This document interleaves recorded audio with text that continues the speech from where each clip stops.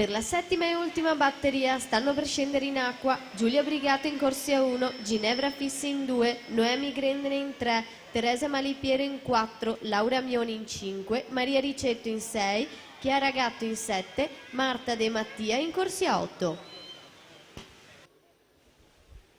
Rachele Bonora, corsia 4, secondo miglior tempo di iscrizione per il Montebelluna nuoto, 28,55 ai 50, Lazzaretto 29,46, poi Giulia Caprai 30,27. Bonora là davanti, classe 2004, in netto vantaggio rispetto al resto della concorrenza.